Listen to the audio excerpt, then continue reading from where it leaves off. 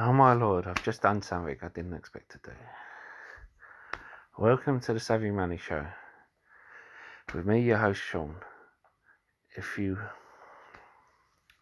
find any information in today's video helpful, don't hesitate to smash that lovely like button. If you haven't subscribed already, please do. Hitting that lovely like button helps get the video out to more people. It really does help with the YouTube algorithm. I want to beat 210 up thumbs I got for the first Tango video. Now, we're going to talk about NAT and throw in a couple of other Tango videos because it's been NAT's earnings. Now, and I'm covering NAT. What a surprise. Well, the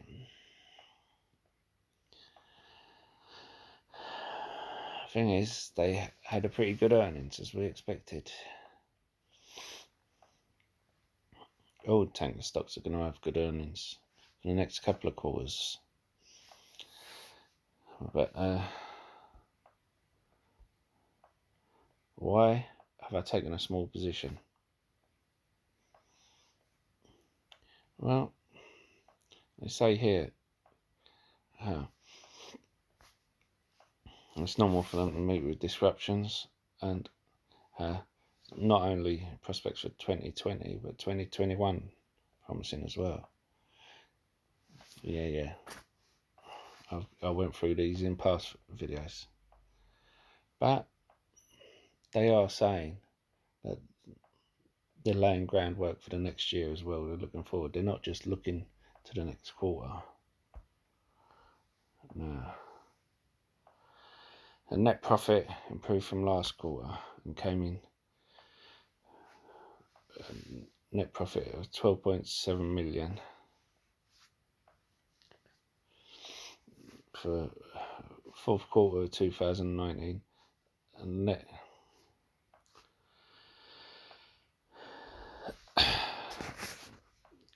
and 39.5 million this quarter. Now, when you imagine net profit in the first quarter of 2019 was 5.6 million, that's really good. The reason for me picking up some in these, there's a few reasons. Firstly, the company and the CEO are very loose-lipped, especially with the shareholders. A lot of the other companies have to do a lot of digging around, and what goes on with this company reflects on other companies. And when I say I took up a position, I haven't taken up even a fifth of the position I took up with the other companies. When I say small, I mean very, very small. The reason why, when I did a video where I said the main boy's son took a huge position at $2 to the extent where it rose to $4.75 a share. That's how huge a position they took, and how at $4.75 the CFO of the company took a position. This is before all the oil crisis, because they knew this was coming. It's their job to know. If the CFO saw value in the shares back then at $4.75, then at $4.85, when you have more information, then you're paying 10 cents a share extra. That's the reason why. And bear in mind, I will be increasing my position in DHT and Frontline as well. I may even pick up a few shares in EuroNav. But because DHT and Frontline have come down as well. But let's have a look at it. Now, if you look at it, they're saying 75% of the trading days for fleet have been booked at an average of 50,000 per day per ship. Their operating costs are 8,000 per day per ship. Now, if you remember in previous video, I said I couldn't trust the CEO who acted like that. Now, he came out and was telling Jim Cramer, we'd be charging you $65,000 a day on a 12-month contract. And this was in the last quarter. In the last quarter, they were getting $44,000 per day. That's fine. But this quarter, it's $50,000 a day. I knew about the 8,000 per day operating costs because I pointed that out in the previous video. But here, getting this information is showing how they are they're not telling the truth in these shows. You cannot trust what they're saying, but they're still making a good profit, $42,000 a day.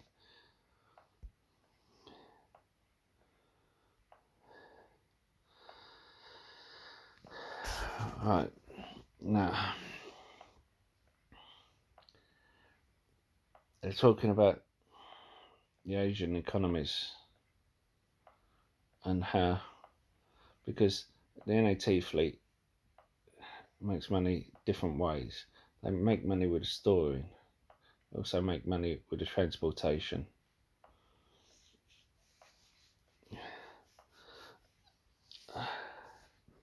And it's not just someone approaching them and saying, can we use your ships? They vet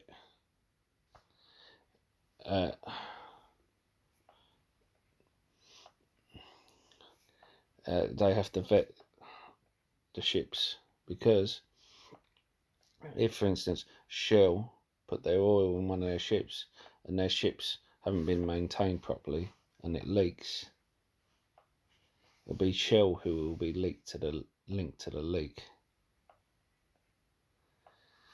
Now, this is the thing I said before. They have 23 Suez Max, and DHT had, before all this, DHT had 27 VLCCs, 23 of them not in contract. We didn't know how many of these Suez Max were actually contracted.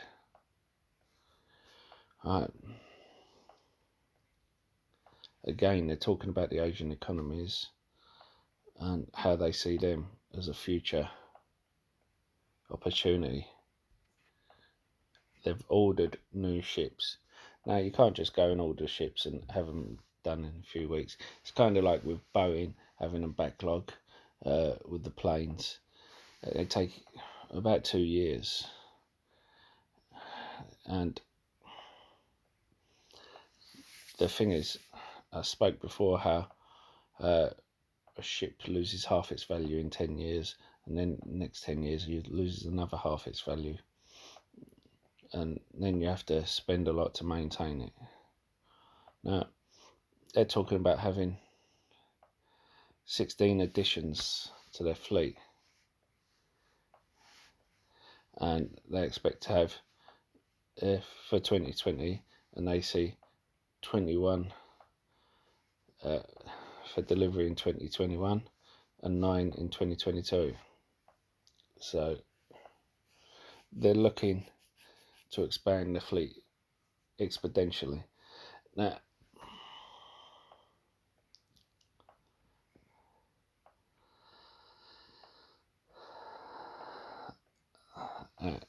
what he said here was right. Where there are too many ships in an area, rates tend to go down. Where there's a scarcity of ships, rates tend to go up. Short-term spot tanker rates may be expected to be volatile, which is right. Now, the